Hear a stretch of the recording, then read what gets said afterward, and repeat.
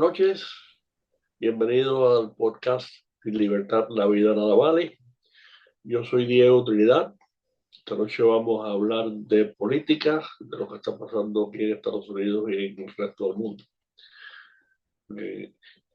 Yo usualmente cuando en estos programas que hemos dedicado a la política y a la actualidad, me he dedicado básicamente a darle la mejor información posible. Pero esta noche voy a hacer algo más que eso. Esta noche voy a dar mis opiniones sobre un par de asuntos porque me parece que es necesario. Y también quiero decir, además de recordarle una vez más que el programa, el podcast Sin Libertad la Vida Nada Vale, se transmite los martes y los jueves a las 8 de la noche por Rumble y YouTube. Quiero decir que en el último programa del martes, donde hablamos sobre la Declaración de Independencia de Estados Unidos, yo no quedé satisfecho con el programa. Me faltó mucho por decir. Yo escribí un ensayo bastante largo en Facebook hoy explicando más sobre la declaración, y en el próximo programa del martes, que hablaremos de historia otra vez, y yo pensaba y pienso hablar de la guerra de independencia, sí, voy a tener que completar la declaración porque quedó muy completo. Y yo quiero que todos se den cuenta de lo que significó y todavía significa la Declaración de Independencia. Pero bueno, vamos a empezar por hablar de dos cosas aquí en Estados Unidos. Primero, yo les quiero informar, antes de decirles más, que el Partido Demócrata, sobre el cual vamos a hablar pronto sobre su nefasto historial, el Partido Demócrata una vez más está engañando a todo el público cuando por tercera vez en 6 meses han votado para cerrar el gobierno federal. A mí particularmente no me importaría que cerraran el gobierno federal completo. Es más, cuando el Congreso no funciona, cuando no están ahí, cuando están paseando en sus casas, es mejor que estar haciendo daño en Washington.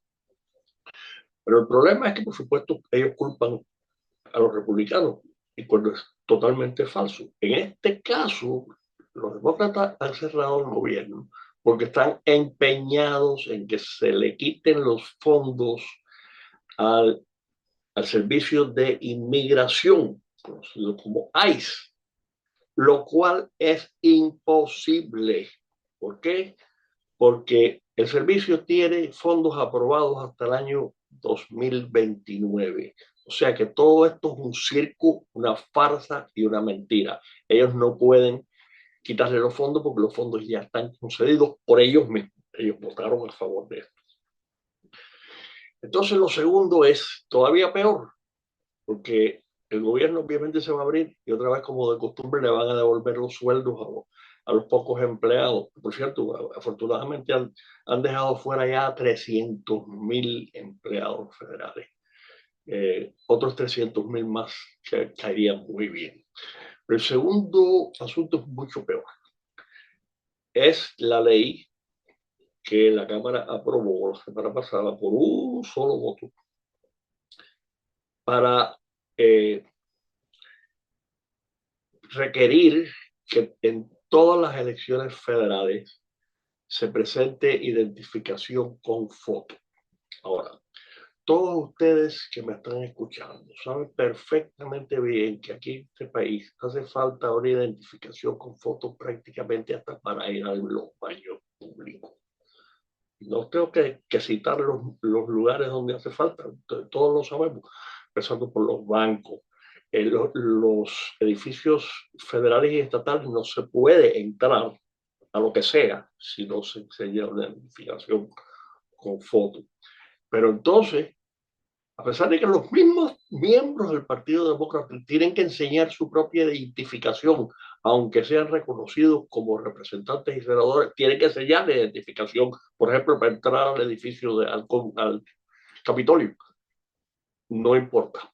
Ellos dicen, proclaman, mienten abiertamente y descaradamente que una identificación es casi imposible obtenerla para la gente pobre, sobre todo para las minorías, para los pobres negros, para las mujeres que se divorcian y cambian el nombre y entonces tienen, es un trabajo tan monumental de buscar una identificación con foto que todos la tenemos. No, el Partido Demócrata, siguiendo la línea del partido, que es la línea del Partido Comunista, muerto ya del Internacional Comunista de Moscú, pero para el Partido Demócrata aquí en Estados Unidos es la línea del partido todavía.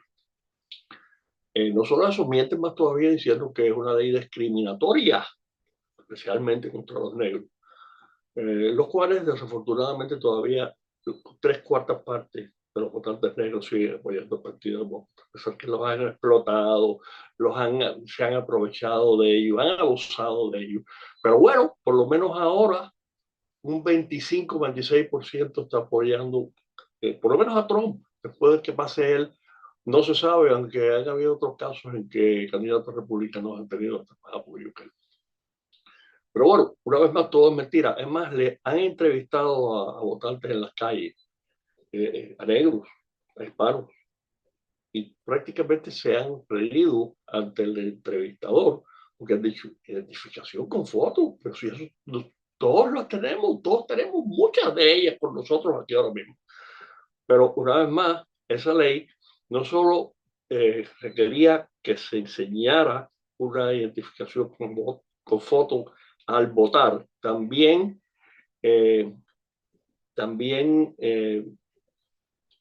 obligaba a la gente cuando se iba a registrar, tenían que presentar una prueba de ciudadanía. Yo les puedo decir por experiencia propia que desde que se pasaron las leyes, que prácticamente todos los estados la tienen, de poder inscribirse para votar en las oficinas de licencias para manejar, eso ha sido abusado desde el principio. Yo les puedo decir por experiencia propia. Hace años ya, cuando yo trabajaba de paralegal con una firma de abogados, yo iba mucho a la estación de licencias de Coral Reef y ahí me hice amigo de todo el mundo. Y yo mismo, una vez me registré para votar ahí, a mí nadie me pidió absolutamente ninguna prueba de ciudadanía. Yo no tuve que enseñar nada. Y esos casos son miles en todo Estados Unidos. Así que dos cosas. Enseñaron una prueba de ciudadanía para registrarse para votar en elecciones federales y presentar una elección con foto al momento de votar. Aquí en la Florida es así, pero no. Ellos se oponen, eso a que la ley no se aprobó. Y en eso seguimos. Yo voy a hablarles, como les dije hace unos momentos, voy a hablarles del historial del Partido Demócrata. Ese fue en sí el primer programa de estos podcasts que se grabó, pero yo nunca lo saqué al aire porque me quedé corto. A mí me cuesta trabajo limitarme a media hora para cualquier presentación mía, ya sea aquí, en podcast, como en entrevistas en televisión, como en presentaciones en persona. He quedado tantas, me cuesta trabajo, pero lo tengo que hacer. Entonces, pues, sobre la declaración de independencia, lo haremos al principio del programa. Entonces, pues nada, vamos a seguir hablando por lo que está pasando aquí. Y quiero entonces hacer un comentario. Bueno, lo que quería decir sobre el Partido Demócrata, que lo vamos a ampliar cuando se hable de su historial, es que a través de la historia de Estados Unidos, el partido que no está en el poder, ya sea con el presidente de ese partido o con el control del Congreso de ese partido, el partido opuesto, que no está en el poder, pues siempre se le ha reconocido como el partido de oposición, como es y como debe ser. Así ha sido, por ejemplo, desde que esto empezó en Gran Bretaña, en Inglaterra. Siempre ha sido así en países donde hay cierto respeto por las leyes y donde hay no solo como aquí en Estados Unidos, sino varios otros partidos.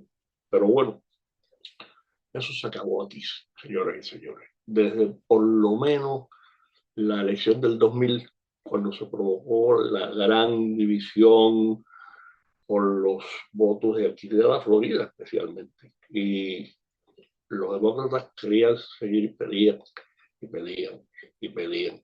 Y mientras más votos se contaban, más votos creaban, porque ellos simplemente en esas votaciones lo que hacen es que crean votos. Hasta que por fin la Corte Suprema tuvo que intervenir y dijeron, se acabó, se acabaron el conteo de los votos. Y George Bush hijo ganó la Florida, como muchos pueden recordar, por aproximadamente como por 600 votos. Fue una elección muy reñida, definitivamente. Pero desde ahí empezó, porque entonces lo empezaron a considerar ilegítimo. Tantos han acusado al presidente Trump, pero no, si eso lo empezaron ellos. ¿Qué pasa? Trataron de, en fin, que eso está en récord, no hay manera que lo puedan negar. El Partido Demócrata entonces después, cuando la elección del 2008, eso se hizo peor, cuando por primera vez se eligió aquí un presidente hijo de un negro comunista, que el padre de Barack Obama era comunista en Kenia. Todo cambió más todavía. Lejos de ser un presidente que unió a la gente como él lo prometió tanto en su campaña, fue todo lo contrario. Lo hizo, nadie hizo más por crear desunión, problemas y desórdenes en Estados Unidos. Y por cierto, irónicamente, nadie tampoco deportó jamás ilegales que Barack Obama en sus 8 años. Pero claro, una vez más, el Partido Demócrata oculta eso y continuamente miente diciendo que son los republicanos, especialmente el presidente Trump, que es el culpable. Trump es el totí cubano. Él es el que paga todas las cuentas, él es el culpable de todo. Pues, ¿qué se va a hacer? Yo no sé qué se va a hacer. Pero el Partido Demócrata simplemente está trabajando para destruir el sistema de Estados Unidos. No hay otra manera de verlo, no hay otra manera de ponerlo. Ese es el resultado directo de las políticas que ellos están apoyando.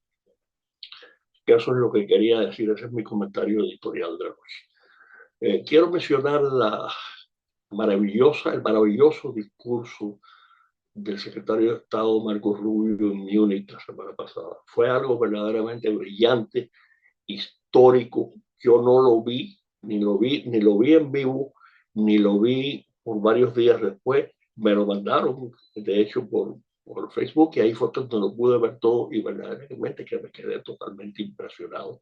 Como ya yo he dicho en estos programas, yo llevo apoyando a Marco Rubio desde que lo conocí, cuando era el presidente de la Cámara de Representantes del Estado de la Florida. Después lo apoyé desde la primera vez que se lanzó a buscar ser senador por la Florida, contribuí a su campaña. En el 2016 lo apoyé mucho más todavía. Era mi candidato preferido en la elección que Trump fue el seleccionado y el ganador de la presidencia. Yo sigo convencido por completo que la política, sobre todo la política hacia Cuba, pero en realidad toda la política externa, como secretario de Estado, hace tiempo que nadie tenía tanta influencia en el presidente. Él está conduciendo, él es el arquitecto de la política, lo fue con Venezuela, lo es ahora con Cuba y muy involucrado también en lo que está pasando en Irán. Sí que quería mencionar eso. Si ustedes pueden ver el discurso, que hoy en día lo pueden ver en cualquier lado, está grabado. Es como 15 o 20 minutos, pero es una cosa maravillosa, impresionante, de verdad. Eh, Así que eso, pues, es lo que está pasando aquí básicamente en política. Afortunadamente, la cobertura de la pobre señora secuestrada se ha reducido un poco. Es una cosa muy penosa. Yo quiero dejar muy claro que a mí me da tanta pena como a nadie. Y que por supuesto yo quisiera que la pobre señora volviera a su casa sana y salva. Pero no es una cosa que se merezca la cobertura totalmente fuera de control que ha habido en ya va para 3 semanas, pero eso se ha aguantado un poco. Así que estamos volviendo a la normalidad. Y una de las cosas que otra vez la está cubriendo mucho es la situación en Irán, porque pues siguen mandando activos navales para el Medio Oeste. Se espera que ahora, para mediados de marzo, se espera que llegue todo en su lugar. Siguen negociando, siguen conversando. Para mí, como yo estoy seguro que para muchos de ustedes, que las negociaciones con Irán son, no tengo palabras con que describirlo. Negociar con Irán es peor que negociar con los comunistas. Te voy a decir por qué. Los comunistas, cuando ya, o sea, después de tantos años, específicamente ya al final, cuando Reagan llegó a la presidencia y también Gorbachev llegó a ser primer ministro de la Unión Soviética, ya una buena cantidad de gente, de líderes del Partido Comunista de Rusia, no creían absolutamente para nada en la ideología del partido. O sea, eran gángsters básicamente, y fueron los que se convirtieron en lo que son ahora los oligarcas que controlan a Rusia y que controlan a Putin. Pero se podía conversar con ellos, porque ellos, ellos no creían ya en la ideología, y además de eso, siempre pues, hubo el temor de las armas nucleares. Y por eso, pues eventualmente se acabó la Guerra Fría, que regaló, gracias a Ronald Reagan, las políticas que él implementó, que desde que llegó a la Casa Blanca, fue todo diseñado para acabar con el sistema. Todo lo hizo en secreto, pero todo eso se sabe desde hace muchos años. Ahí están los documentos. El que quiera seguir diciendo que Reagan era un estúpido, que era un ignorante y que no sabía nada de nada, ellos son los ignorantes, porque nadie de los presidentes en mi vida que yo he conocido ha conocido más el sistema comunista y ha leído más sobre el tema, y por eso logró hacer lo que hizo. Puramente con presiones económicas.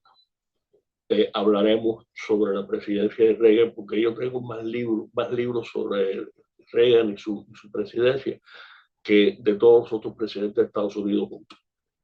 Así que conozco bien el tema, y en este momento siguen negociando, pero en la opinión, yo hoy he leído que hasta el 90% de gente dentro de la Casa Blanca, expertos militares, analistas militares, hasta un 90% están convencidos de que va a haber un ataque contra Irán. Y entonces lo que está pasando ahora es que están tratando una vez más de asustar a la gente, que por cierto, desafortunadamente, la situación de Irán no se le ha explicado bien al pueblo americano. Entonces, supuestamente, hay una buena oposición a un ataque militar a Irán, porque lo están tratando de convencer que eso va a traer una guerra grande, una guerra abierta. A mí me parece que ya he mencionado en estos programas una de las razones por las que yo simplemente lo descarté y lo dejé de ver, y me alegro mucho que haya perdido una buena parte de su influencia en la Casa Blanca, el comentarista Tucker Carlson, que a mí me gustaba mucho cuando estaba con Fox. Pero antes de los ataques contra Irán por Estados Unidos el año pasado, Tucker Carlson predijo que si eso pasaba, iba a haber una tercera guerra mundial. Iban a haber por lo menos 30.000 muertos americanos. Iba a haber una depresión mundial. Todo equivocado. Y afortunadamente por esas equivocaciones ya no tiene influencia. Pero eso no va a pasar. O sea que no, es estúpido simplemente hablar de que va a haber ninguna guerra con él. Yo escribí varios ensayos que escribí sobre Irán y la posibilidad de un ataque hasta por Israel, por su cuenta, antes de la segunda elección de Barack Obama. A Irán en aquel entonces, y que yo sepa, las cosas no han cambiado en ese sentido, a Irán se puede derrocar al régimen islámico de Irán acabando con las refinerías de gasolina, que tiene muy pocas a pesar de ser exportador de petróleo, y acabar con la red eléctrica. Si Irán se queda a oscuras y se queda sin gasolina y no puede vender el petróleo, ya no lo puede vender, ¿con qué se mantiene el aparato? Ya mataron a más de 30.000 pobres gente en las calles. ¿A cuántas más van a matar hasta que los maten a ellos? Entonces yo lo que quiero es que eso se acabe.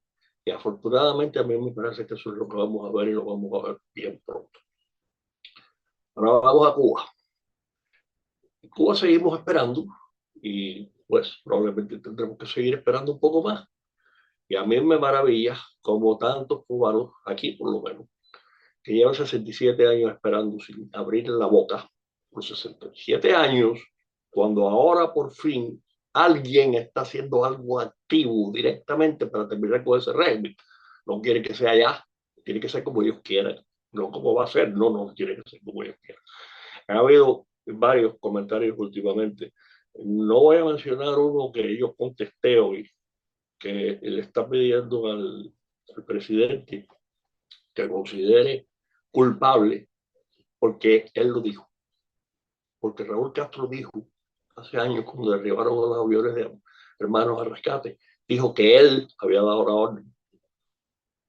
Eso es suficiente. No solo para condenarlo, no, no, no, no, no, no. Quieren que maten a Raúl Castro, a todos los Castros que quedan en Cuba y a todos los miembros de la cúspide gobernante de Cuba. Pero ¿a quién se le puede ocurrir eso? ¿Y quién puede remotamente pensar que eso va a pasar o que lo están considerando? Pero bueno, es lo que hay que oír. Se sigue diciendo que están conversando con uno y con otro. La semana pasada era con Alejandro Castro Espín. Esta semana es con otro nieto de Raúl Castro, que le dicen el cangrejo. Es posible que esté conversando con varias personas, porque lo que están buscando es cómo lograr sacar al régimen del poder y dejar una situación en la cual se pueda controlar, que no haya desorden y sobre todo que no haya muertos. Yo no puedo entender por qué hay gente que no quiere que eso pase. O sea, que están hablando, no, hay que matarlo. Está bien, yo quisiera que los mataran, pero eso no va a suceder, entonces es completamente estúpido siquiera hablar del caso. Y yo no soy de los que dicen, no, no, no, hay que respetar las opiniones. No, yo no tengo nada que respetar, porque esas son opiniones completamente ignorantes. Y una vez más, no van a pasar. Eh, el equipo que está manejando lo que está pasando, incluyendo esas conversaciones con altos funcionarios, a mí me parece que saben mucho mejor lo que está haciendo que todos los demás que estamos fuera y no tenemos la información. Entonces, ¿por qué si hemos esperado 67 años no podemos esperar un poco más? Yo estoy completamente convencido de que en Cuba va a haber una caída de ese régimen para el verano. Yo no estoy diciendo nada, esa es mi opinión personal. Y las cosas se siguen moviendo favorablemente. Por supuesto, la pobre gente que está allá, que cada vez tiene menos. Hoy salió un artículo en la primera plana del Miami Herald. Yo me dejé de suscribir hace más de 20 años del Miami Herald, pero me lo están mandando sin yo pedir. Y pues me leo algunas cosas, sobre todo me leo los muñequitos. Es lo único que sirve. Estaba diciendo en primera plana que Cuba está teniendo que enterrar a la gente en cajas de cartón. Eh, por supuesto, la situación con la basura en las calles y las enfermedades que eso está trayendo es verdaderamente insoportable, además de los apagones que no hay luz. Pero la gente sigue soportando y ahora los están tratando de apretar todavía más. El petróleo lo han parado. El que quiera seguir diciendo lo contrario, una vez más, les están mintiendo. Yo dije muy bien que la presidenta de México, que seguía hablando y hablando, que a ella le gusta mucho hablar, ella habla todos los días. Mucho de lo que dice para el consumo interno de México es mentira, porque después lo que hace por atrás, pues en realidad está cooperando bastante con este gobierno, con esta administración, sobre todo en cuestiones de exportar para acá, perdón, en repatriar para acá a narcotraficantes, a pesar de que en realidad son narcotraficantes, no está haciendo nada contra los líderes de su propio partido, que son los que lo respaldan y los que se benefician económicamente. Pero ahora están tratando también de cerrar y de apretar más todavía a todos los países que estén tratando de evadir las restricciones del petróleo diciendo que están mandando ayuda humanitaria y están mandando algunos barcos privados que es posible que hayan llegado a Cuba. Pero más y más con el cerco que le tiene entendido, eso se va a seguir acabando. Así que yo estoy plenamente confiado que desgraciadamente la pobre gente tendrá que sufrir un poco más, pero créanme que les queda poco.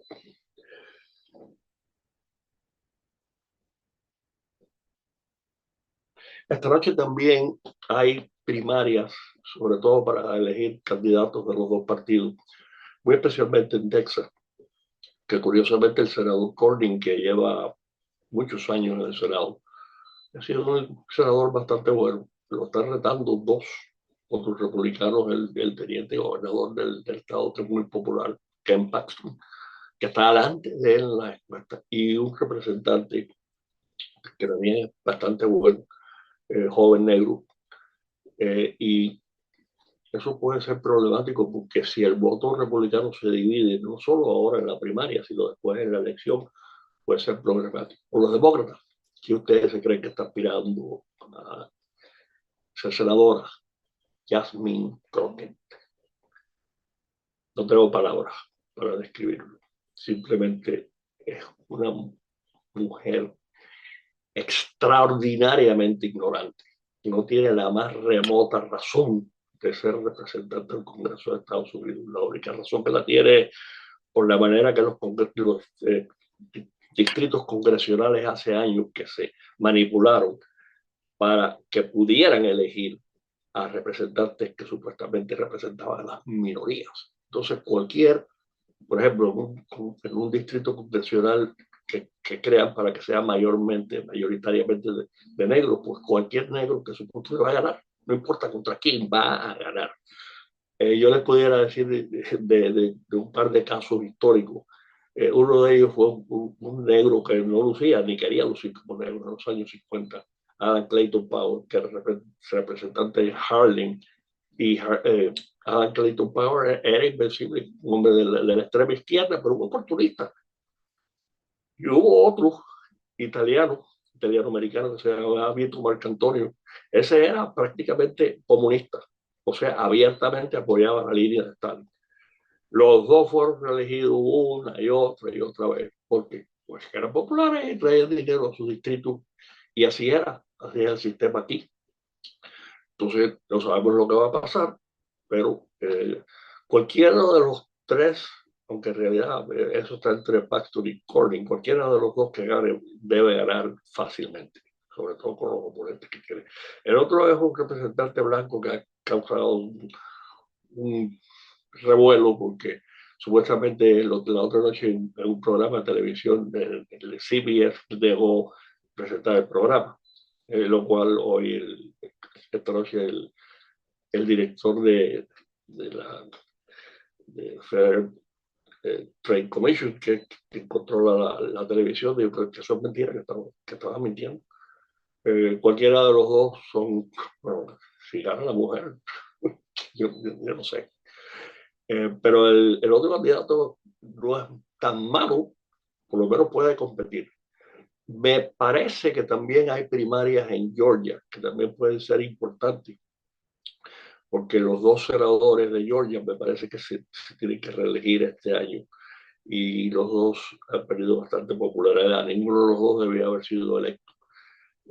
Las circunstancias fueron al final del primer periodo de Trump, después que perdió la elección, que en mi opinión fue robada. Ya esto hablaremos de la elección del 2020. Pero de todas maneras, después Trump sencillamente no hizo lo que debía hacer para apoyar a los candidatos republicanos en Georgia y los dos perdieron. Los dos perdieron y los dos senadores de Georgia son de la extrema izquierda, son pésimos y es posible que los dos pierdan la reelección en noviembre. De Venezuela no hay nada nuevo, todo sigue, parece que marchando, aunque leí hoy que el jefe militar del Comando Sur estaba en Venezuela y estaba hablando no solo con los dirigentes de todos los barcos que tienen ahí todavía fuera de Venezuela, sino también con algún personal militar que tienen en la nueva embajada que reabrieron. Y pues se piensa que una vez más se están ocupando de que las cosas sigan marchando como Estados Unidos quiere que marche. Y hasta ahora, aparentemente, el gobierno del régimen anterior, que todavía sigue ahí, pero me parece que también tiene los días contados, está haciendo lo que Estados Unidos le ordene. Así que, en ese sentido, pues todo el mundo está feliz y contento. Me parece que con eso vamos a terminar por hoy. Recuerden otra vez, por favor, de hablarle del podcast Sin Libertad la Vida Nada Vale a sus amigos y familiares y pasar la voz, pedirles que se suscriban, pedirles que le pongan, que le den al botón de like y que se lo pasen a los demás para que el programa siga teniendo más y más audiencia. Y recuerden, el próximo programa será de historia otra vez, hablaremos de la guerra de independencia de Estados Unidos, pero aclararé más y enfatizaré más la importancia de la Declaración de Independencia de Estados Unidos históricamente y para el resto del mundo que ha tenido desde que se promulgó. Así que me despido. Buenas noches y hasta el próximo martes. Buenas noches.